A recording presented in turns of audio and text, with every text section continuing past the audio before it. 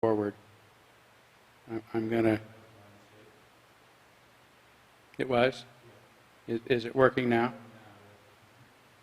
So we greetings one another.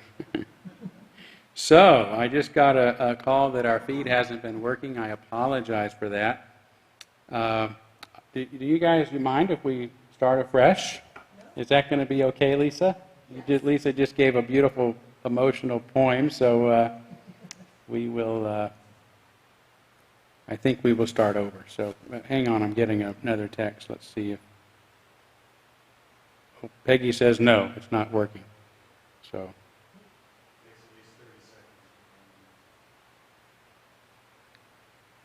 We're getting it.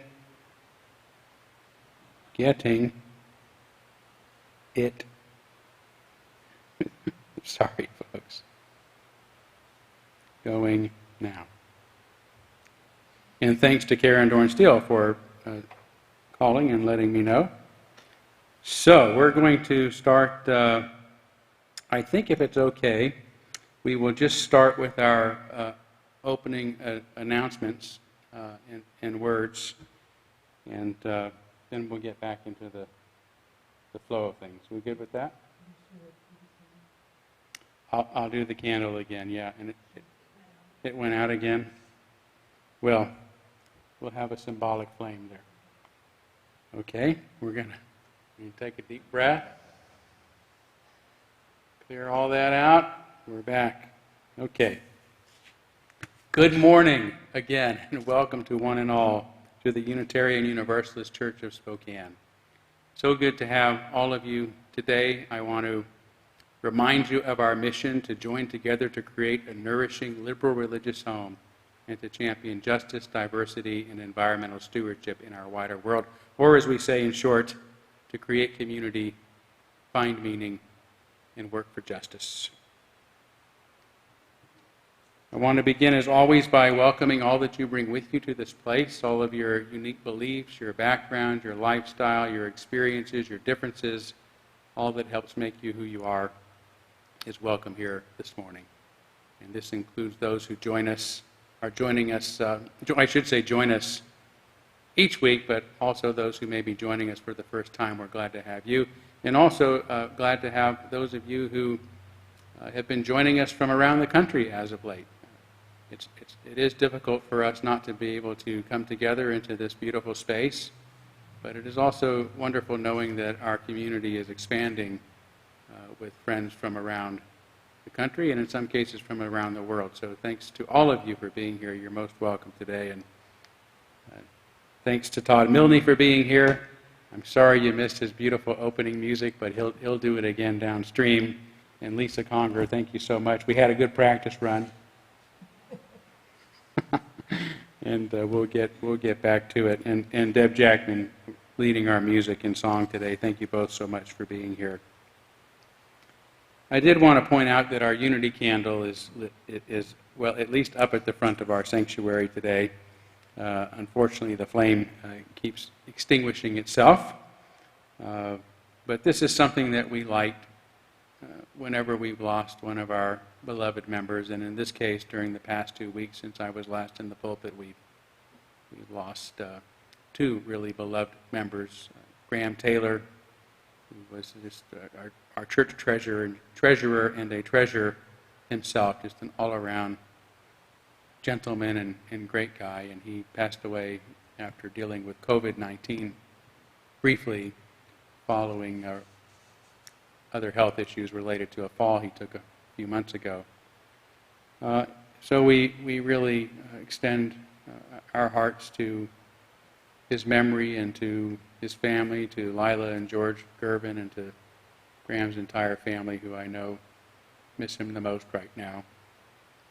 And about a week ago, our beloved member Ed Tyler passed away after living many years with cancer. A real gentleman, a kind heart, a bigger-than-life soul, a jovial, compassionate presence that we're all going to miss, and I know his family misses him the most, so our hearts are also extended to Patty and Susan and Dean and the kids and your entire family as well.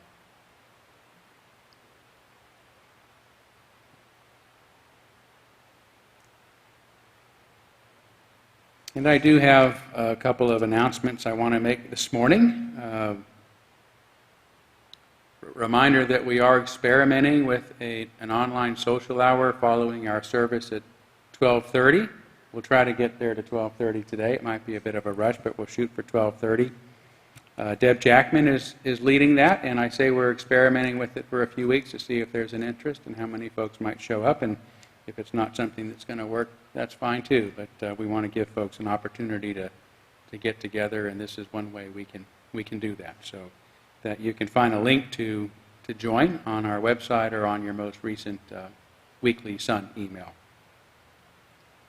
And then another reminder that our community auction, the online kickoff is going to be happening October 11th, when you can actually bid on some of the things that have been contributed already.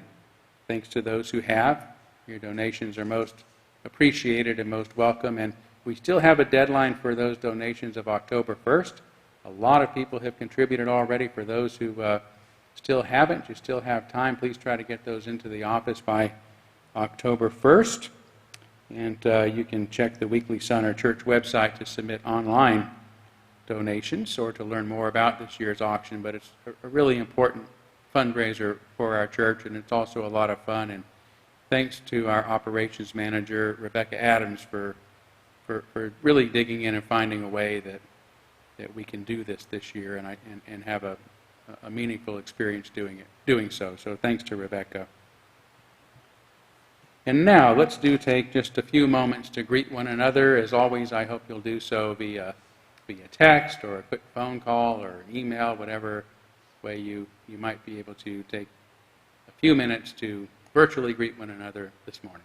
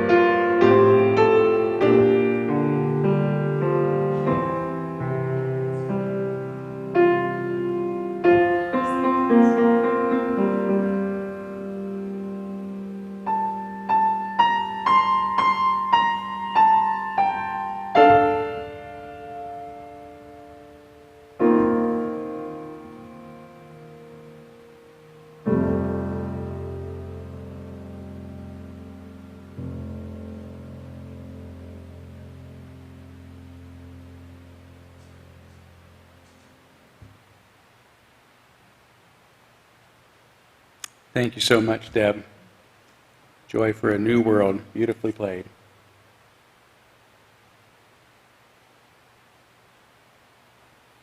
We're now going to move forward with our service by lighting our chalice, the symbol of our faith, the symbol of our unity and our solidarity, of our openness and our inclusion, of our community and our individual uniqueness. May this small flame be our offering of warmth to those who are cold and alone, and a light to those in darkness. May it be a flame that ignites justice in our world and a beacon of hope to those in need, and may it reflect at least a spark of truth wherever truth has been lost, and cast a healthy shadow of doubt wherever it's been found.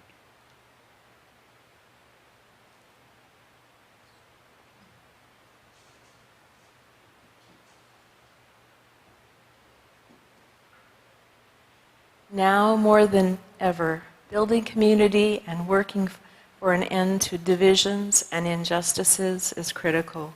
And since we are on the brink of an important election, this poem about hope seems quite fitting.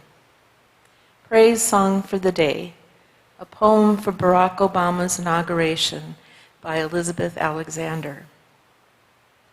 Praise Song for the Day.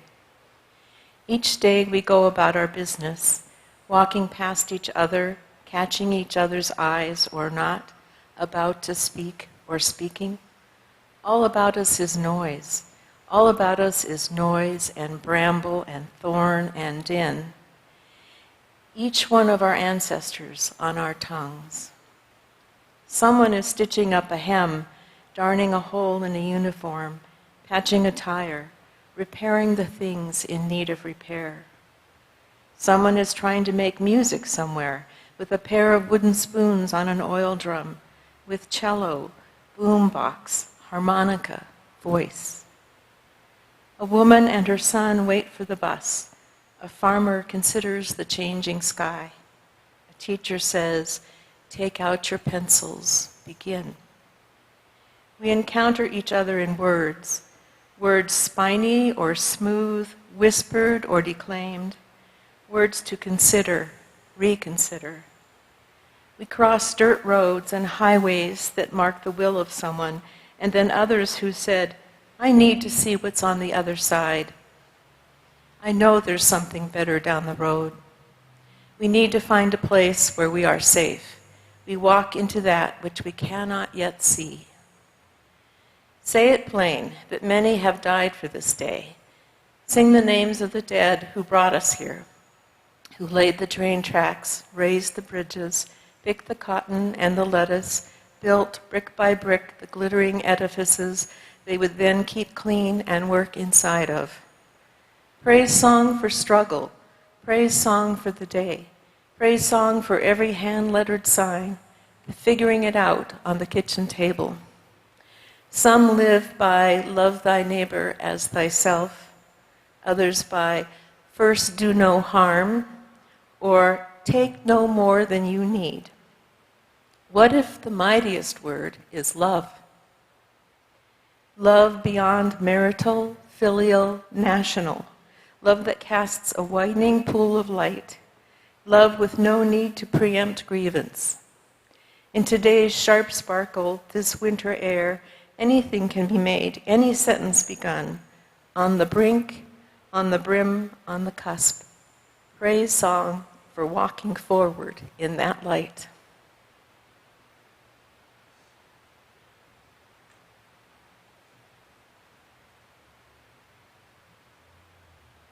Thank you so much, Lisa. Beautiful, beautiful poem.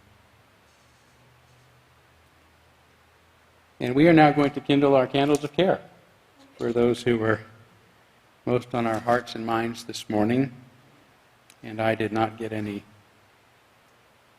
specific requests today, but of course we want to begin with another candle of care for the families of Graham Taylor and Ed Tyler, who are on our minds a lot right now. Let's take a moment of silence on behalf of others that you may be thinking of this morning. You're always welcome to name them aloud wherever you are with whomever you are.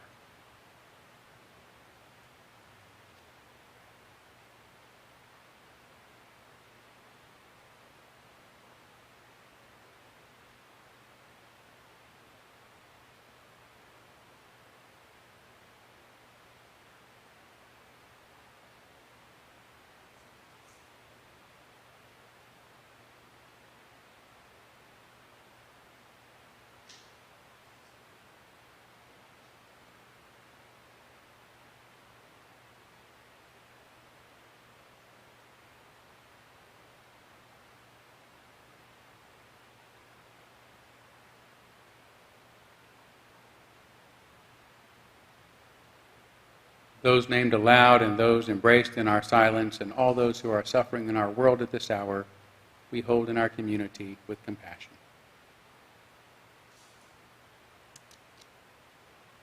We do have a special collection this month, and it's going to go to transitions. Transitions means community for over 1,400 women and children annually. 5 unique programs provide safety, emotional support, and wraparound services designed to help women find and maintain affordable housing. COVID-19 impacted all programs significantly in various ways. Transitions has adapted, and with the help of many, continues to find new ways to meet the needs of its program's participants and of the community at large. The Women's Hearth is a center where women are warmly greeted, offered safety and access to necessities from staff and volunteers, ready to connect them with additional resources to find stability. The Hearth is where women feeling isolated and alone can build meaningful relationships and find a supportive community. Transitions also has transitional housing programs for single women and women with children, including on-site child care, with providers helping children recover from the trauma homelessness can cause. You may also have heard about the New Leaf Bakery Cafe, their culinary job training program, housed just down the street from our church.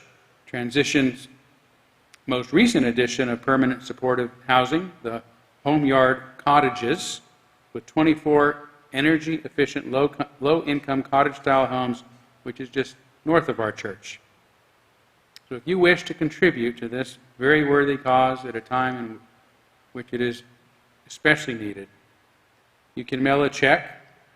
Just include special collection and put the date, if you will, 9/20/2020 on the memo line and send it to the church address. Or you can donate online.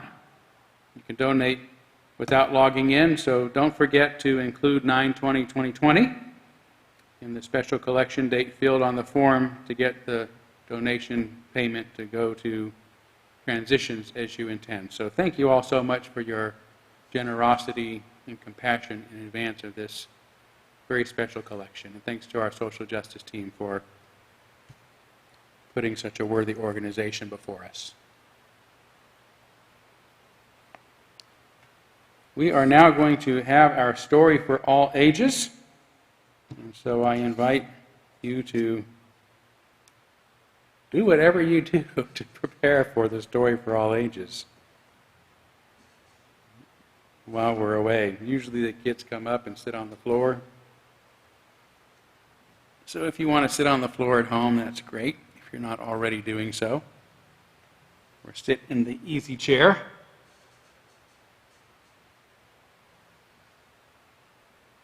All right, here we go. This is one of our favorite guests to have. Purple, it's always great to see you. It's great to see you too.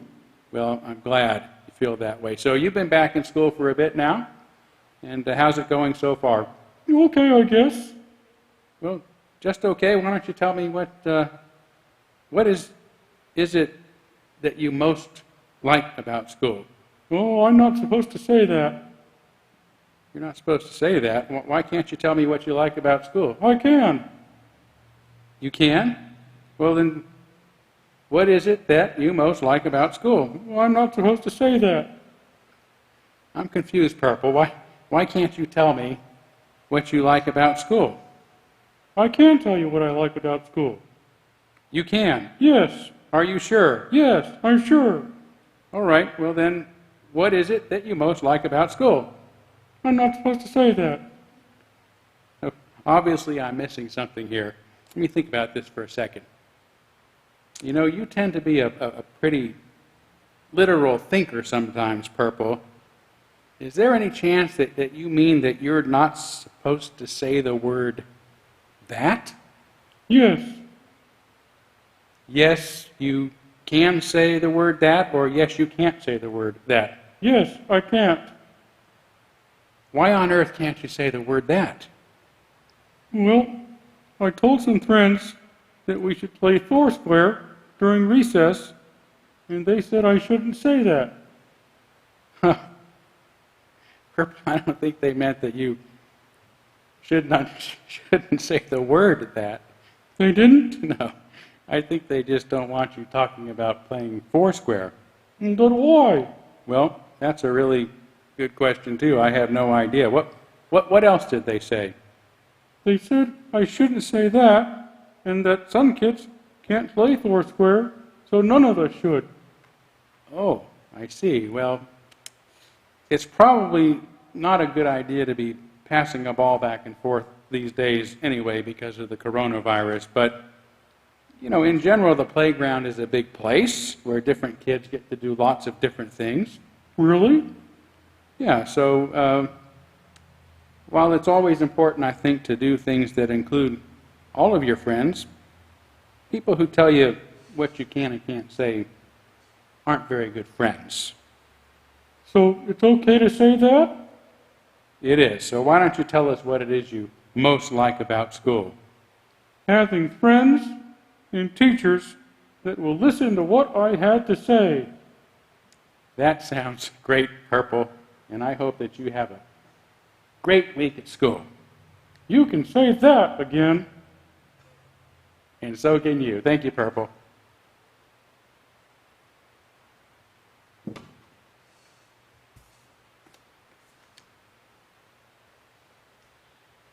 Our meditation this morning is a question. So please find a comfortable and receptive posture.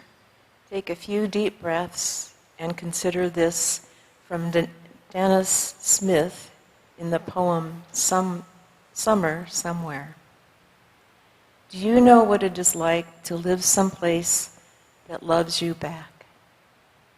Do you know what it is like to live someplace that loves you back?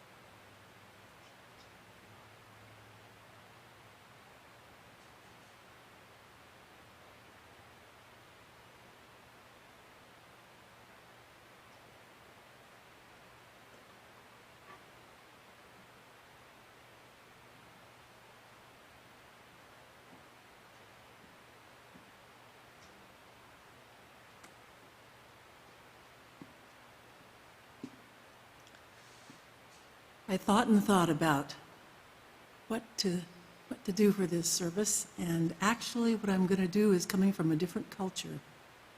This is a chant or a song that actually boys and girls sang, and I accessed the internet, and boy, there were lots of versions.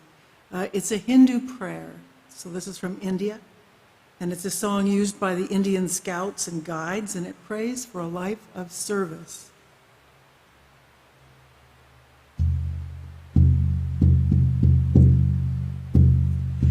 Daya karadana bhakti ka ame parama tamadena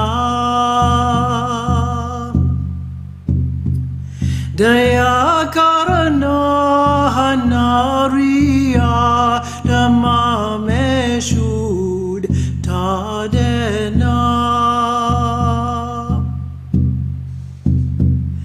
Hanare dhyana me ao Prabhuan kon me basa jao Andere dil me akar ke Parama jyoti jagadena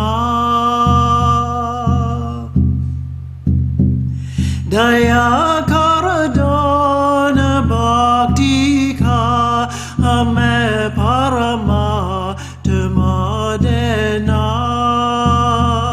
Daya karana anariya tamame shud tadena Bahade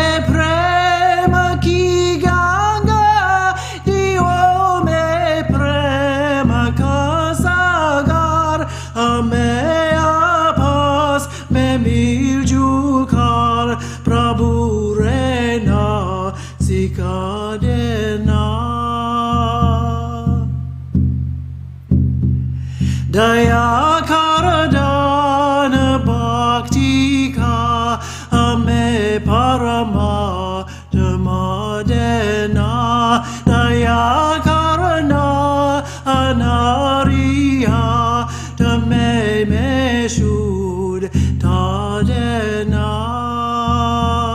Amara Dhamma ho seva, Amara Dhamma ho seva, Sada imana ho seva, Vaseva kachar banana. Deya karadana bhakti ka amma parama dhamadena daya karana anariya dhamma me shud tadena.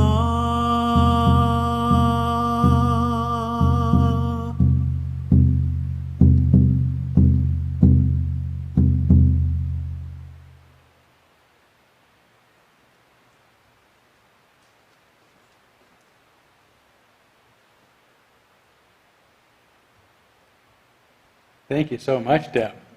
I don't know what to say. I'm so impressed. Wow. And relaxed on top of that. Oh, good. Yeah. Thank you so much. It's kind of fun to sing. Fun to sing in different languages. Yeah, I don't even like to sing in English because I'm so bad at it. Maybe that's what impresses me so much. Wow.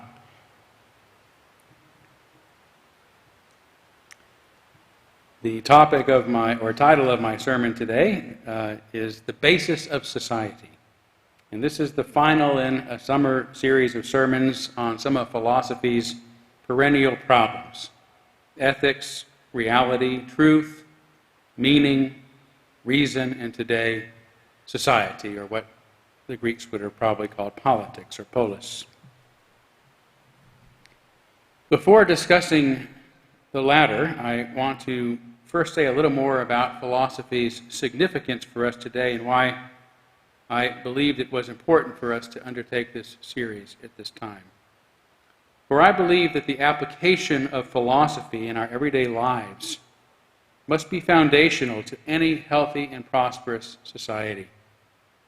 The application of philosophy in our everyday lives must be foundational to a healthy and prosperous society. I'm not referring here to what certain philosophers have argued should be the basis of a good society, each of which must be considered upon its own merits. What I mean is that a society in which its citizens are not free and willing to consider and reconsider all of these perennial problems of our lives will deteriorate into a state of endarkenment in which questioning the authorities is forbidden and meaningful progress becomes impossible. When speaking of philosophy, I mean classical philosophy, which emerged among the ancient Greeks 2,600 years ago, beginning with Thales of Miletus, who is considered the first known person who sought to understand and explain existence in natural rather than supernatural or mythical terms. In my interpretation of its history, philosophy's history, this initial drive, which was a giant mental leap forward for humanity, has continuously yo-yoed in and out of influence during differing periods of enlightenment and endarkenment. Enlightenment principles include individual freedom and expression, open-mindedness, reason, science and objectivity, respect and care for others, equality and democracy, and the humanistic ethic, the belief that human welfare and flourishing is of primary importance, and that we all share in some sort of common humanity. There's something about us that makes us one family. Periods of endarkenment thought, such as today's postmodernism, disdain these principles in favor of authoritarianism, hierarchy and class, groupthink, relativism, emotionalism, and identity ethics in which some are considered more or less human than others. Prior to Thales, human history had been one long period of endarkenment. People believed the world and everything in it was made by gods and nature or nature spirits, and explained how things work through mythology, like thunder and lightning explained as the clashing of weapons by warring deities, or the sun as Apollo's fiery chariot, or the earth as a flat table resting on a turtle's shell. So it was a big deal when Thales comes along and suggested the fundamental element in all things is water. He wasn't exactly right, but hydrogen, a key element in water, is the universe's first and most abundant element, so it was a pretty good hypothesis. Those who followed in his footsteps came up with other ideas about what the arche, the fundamental or first element common in all things, must be. In doing so, the first philosophers, later called the physikoi, the physicist by Aristotle, developed early versions of atomic, evolutionary, and heliocentric theories, and discovered musical octaves. Pythagoras, who also discovered irrational numbers. They discovered meteorology, medical breakthroughs, and scientific experimentation. It was a truly great awakening. This period of enlightenment lasted a millennium before a new age of endarkenment that history actually calls the Dark Ages arose with the emergence of the Holy Roman Empire in the 4th century CE. Under its authoritarian regime, any kind of expression at all that didn't reflect Orthodox Christian beliefs was suppressed, often violently. It's estimated that Christian zealots destroyed as much as 90% of the literature of antiquity. In 529 CE, Roman Emperor Justinian abolished the nearly 1,000-year-old Platonic Academy because of its pagan teachings. Humanities professor A.C. Grayling says, intellectual activity fell under the authority of the church. And as time went by, it became increasingly risky to diverge from doctrinal authority. Doing so could and too often did attract the severest of sanctions, the death penalty. At the time, everything, language, ideas, literature, poetry, art, music, science, philosophy, had to be expressed in strict Orthodox religious terms. Things didn't begin to loosen up until the Renaissance, which began in the 14th century, partly as a result of the church losing some of its reach after the start of the Reformation. Renaissance means rebirth or rediscovery, and that which was reborn or rediscovered were those pre-Socratic principles of freedom, curiosity, learning, science, and open debate that began with Thales in the 7th century BCE.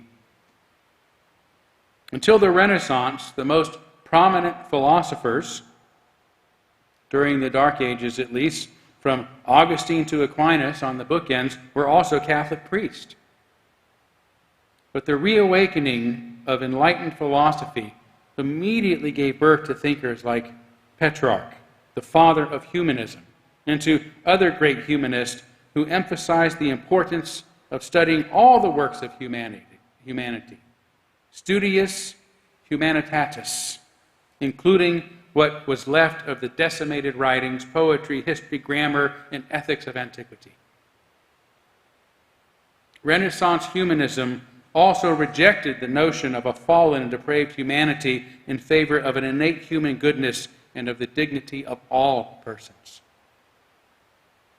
A belief in democracy, that people should have a voice in how they are governed, was also renewed. Then came the rationalism of Descartes and Spinoza, and the empiricism of John Locke, George Berkeley, and David Hume, along with the social philosophies arguing for individual freedom, individual free speech, and individual thought. Such thinking continued right up until the 17th century, from which the line can hardly be distinguished between then and that period now known in history as the Age of Enlightenment, which simply refers to the widespread flourishing of those Renaissance principles, values, freedoms, and ideas that emerged after nearly a millennium of darkness. This is the age that inspired the highest aspirations of the founders of our nation. They nor anyone since have been able to remain wholly faithful to these grandest of ideas. And we have often seen renewed pulls toward the wholesale abandonment of them, especially as manifested in the unequal treatment of non-whites, of women, and the poor and working class, regardless of their gender and race. And there have been continuous tendencies towards endarkenment ever since the Enlightenment in communist Russia, Maoist China, Nazi Germany, and the McCarthyist U.S. But the Enlightenment principles and aspirations have, so far, kept the darkness at bay from overtaking most of the world as it had done during the Dark Ages. But today, a new threat of endarkenment is at our heels. It comes with the same level of self-righteousness, punitive authoritarianism, and disdain for dissenting viewpoints as the medieval church. What began 40 years ago in our universities, once an oasis of Enlightenment principles with a humanities and liberal arts emphasis, has resulted in levels of extremism, self-righteousness, and ideological intolerance never experienced as widespread in Western society as it is today. This, combined with the unregulated power of social media to enact instantaneous mob justice against those a majority, or more usually a vocal minority, disagree with, is chilling, to say the least. Especially when digital attacks get people disinvited from speaking, fired from their jobs, and blacklisted from ever working again, with no more shame than the knee-jerk accusation of being a red during the McCarthy era, or responding in earnest to children crying witch in Salem during the very age of enlightenment itself. Today they cry racist, homophobe, transphobe, ableist against the innocent, while scrutinizing what they say in the most uncharitable and unforgiving and irrational of ways, all in the name of their new cult of linguistic Puritanism. And just as the last period of endarkenment, when everything had to be expressed through orthodox Christian dogma, today more and more of us are being pressured with threats to our livelihoods and reputations to uphold the new insanity or face the consequences. We are hearing of an increasing number of college science professors who are being fired for merely doing their job, talking about the reality of biological sex. Just this month, the Academy of Motion Picture Arts and Sciences announced new rules requiring quotas based on race, sexuality, disability, and gender identity of the actors and storylines of any picture in order for it to qualify for an Oscar. There was also recent news of two corporations, Trader Joe's and Red Bull, that actually pushed back against social media attacks against their companies for misappropriating the names of some of their products and not being as outspoken against social and political issues as some think they should be. Even the New York Times, once a trusted protector of journalistic freedom, has also been in the news recently after public outcry against a conservative politician led them to fire their editor, along with the resignation of the paper's opinion columnist, Barry Wise, who claims she was under constant ridicule and attack because of her moderate to conservative views, said in her letter of resignation, "Showing up for work as a centrist in an American newspaper should not require bravery." And we routinely hear of book deals being canceled before they're ever published because of unfounded social media outrage, like that expressed against young adult fiction writer Emily Wen Shu, a Chinese immigrant to the U.S. whose book Blood Air was canceled due to unfounded charges of racism and cultural appropriation. Education, art, business, journalism, and publishing are all increasingly under pressure to express only one social and political viewpoint, or else face the consequences of being blacklisted, banned, boycotted, and otherwise punished, just as was so during the Dark Ages. As in that period of endarkenment, this new viewpoint also claims the moral high ground. Who then should have dared argue with those who claim to know the will of God and had the authority to interpret His Word?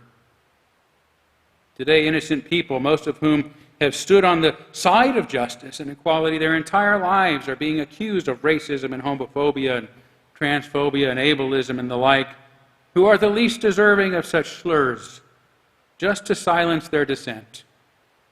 And who among us in this age of instant condemnation on social media would dare risk such accusations? Better to just keep quiet until this dark storm passes. But when and how?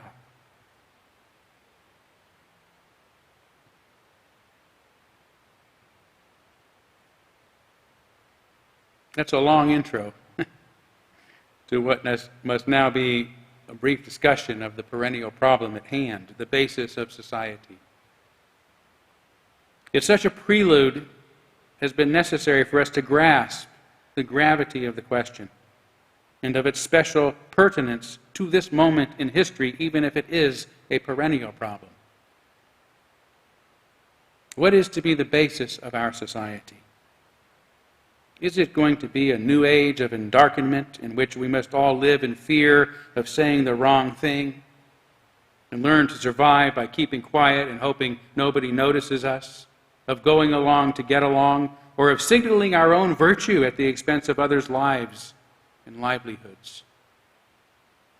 Or will we courageously fight for the Enlightenment principles that represent our nation's and humanity's highest aspirations, and for hundreds of years have been the core of our own venerable liberal religious tradition? If you think about it, it's an audacious question to ask to begin with. How many in human history have been born into a society in which they would have been free enough to even think to ask such a bold question? What kind of society do we want to create? As if it made a difference. As if any of us have such a choice. In most places throughout most history, people simply accepted their position or caste to which they were born, with no thought of any possibility of becoming more. Rulers were rulers by divine decree, and peasants were likewise destined to be peasants. Yet today, at least in Western society, the notion that ordinary people should be free and share in the authority of their government is taken for granted, a system that has spread from 10 countries prior to World War II to 97 of 167 countries with populations over 500,000. That's 58%. Now, democracies.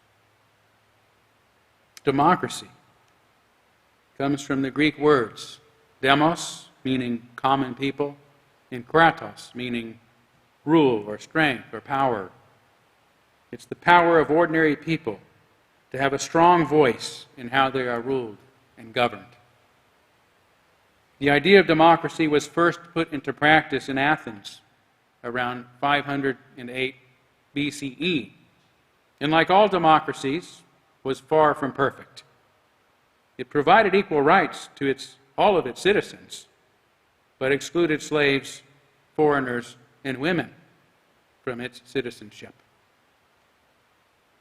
Following the Enlightenment, the modern philosophers who influenced the American founders also promoted the democratic ideal, though it stemmed from Renaissance humanism's belief in the dignity of man, by which they meant humanity, along with the Aristotelian ideas that states should be ruled by large middle classes and that laws are more likely to be followed by those who have a voice in making them.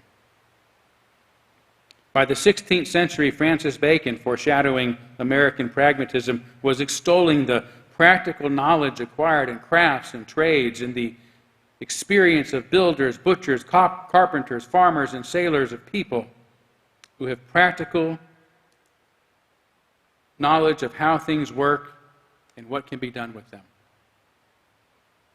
Although Thomas Hobbes was a bit more of an authoritarian in his promotion of a sovereign power, he too believed that such power must embody the will of the people. In exchange for that power, the sovereign must provide security in a Hobbesian society, along with equality, liberty, a vote, and the right to overthrow a sovereign that fails to do so.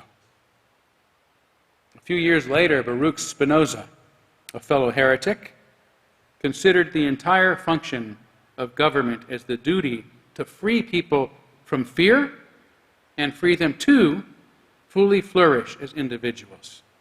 The true purpose of the state, he said, is in fact freedom, and that everyone is by absolute natural right the master of his own thoughts, and utter failure will attend any attempt in a commonwealth to force people to speak only as prescribed. And on we go, from John Locke's rejection of the divine right of kings to Jean-Jacques Rousseau's social contract that warned man is born free and everywhere he is in chains. The most prominent philosophers of the modern age have commended the democratic principles first instituted in Athens 2,600 years ago. But not taking for granted what we already believe is precisely what this series of sermons is all about.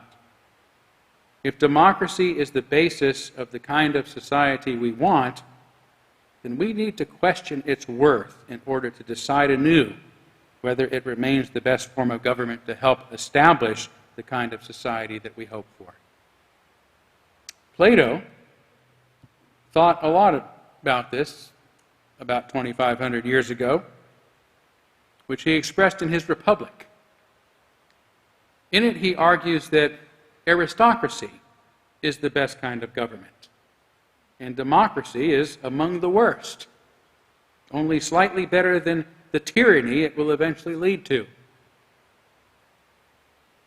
For Plato, aristocrats were not born, but made through education and training, and selected to lead for their intelligence and selfless goodwill.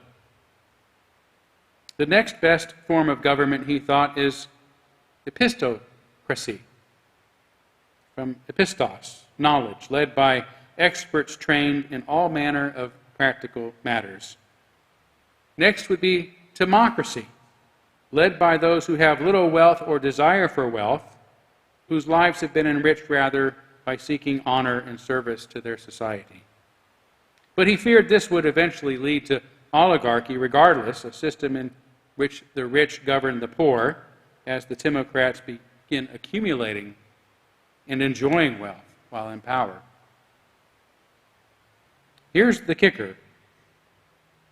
Plato argued that oligarchy will eventually descend into an even worse form of government. That oligarchy will eventually descend into an even worse form of government, democracy. This is so, he argued, because insatiable avarice in the ruling passion of the oligarchy will eventually cause ordinary people who are exploited by the oligarchy to rebel and establish self-rule, which is precisely what's happened in the past.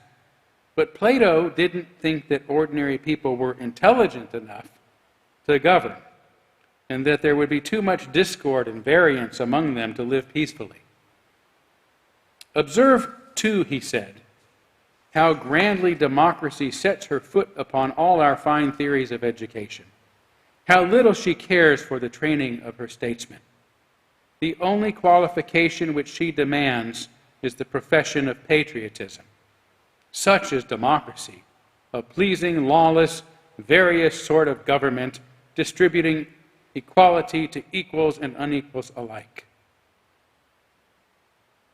When this occurs, the demos, the angry, disenfranchised common voters, will select an unfit populace to govern, according to Plato, and society will further descend into the worst of all possible kinds of government, tyranny.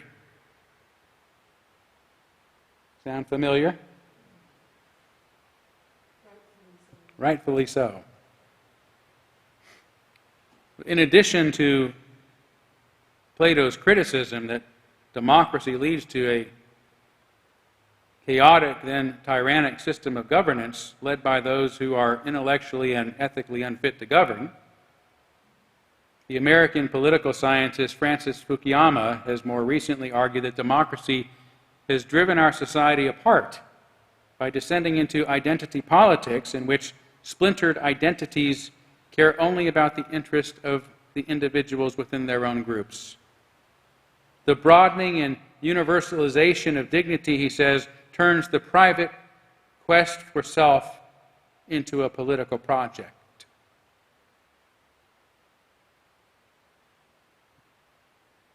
If these criticisms of democracy are fair, and today they seem to be, what choices are we left with? Surely not the kind that Plato advocated for, in which all children are raised by the state to be properly educated and morally trained, then the best among them selected to be our philosopher kings. That's called eugenics. Winston Churchill once said, "Democracy is the worst form of government, except for all the rest." We may never get things perfectly right under democracy, but I agree with Churchill. All things considered, it's the best we've got. I also think these criticisms can be avoided if we modify Plato's not-so-savory suggestion. Instead of educating a few, we should establish a well-educated citizenry with an education that includes ethics and civics. Instead of being driven apart by foolish pundits on Fox News, or should I say faux news, and BSNBC, or having AI algorithms showing us only more of what we want to see, let's create a citizenry that learns how to think, not merely what to think. That is free to think by returning to the humanities rediscovered during the Enlightenment and its principles of knowledge based on reason and science, liberty and equality for all, toleration for others, and our own common humanity. I think Plato has been proven to be correct, that our democracy run by ninnies eventually fails. But throughout history, we have seen these Enlightenment principles deliver us anew from the shadows of endarkenment. And this, more than any other, is the question before us today. What kind of society do we want? One that dwells in cold and miserable shadows, or one that is bathed in brilliance and warmth?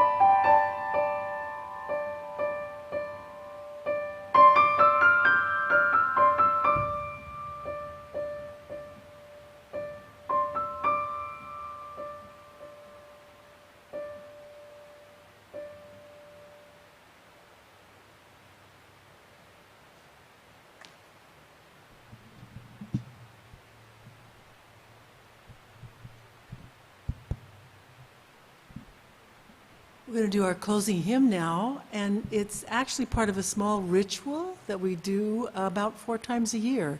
You will notice, perhaps, that we have changed our banner over to your right if you are looking at us. And we are moving into the time of autumn officially. In fact, we did that on Tuesday, last Tuesday. But we like to sing our little song, the Chant for the Seasons, and we're going to sing the autumn verse. Some of you may have already copied out the words for that. I do send it every week we have hymns. I do send the words ahead on our weekly Sun. So sing along with me if you can.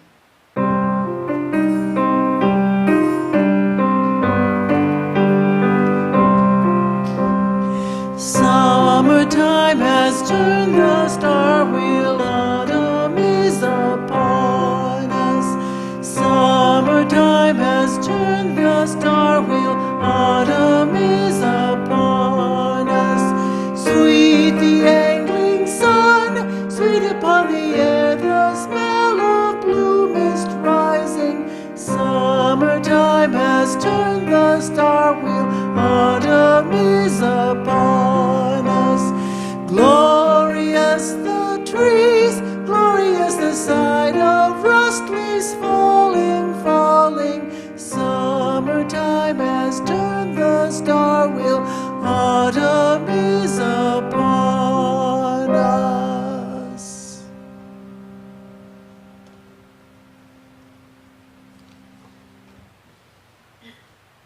Echoing one of the lines from the poem from the opening words, what if the mightiest word is love? Let's walk forward into that. Amen, blessed be. Shalom, salam aleikum, and shalom.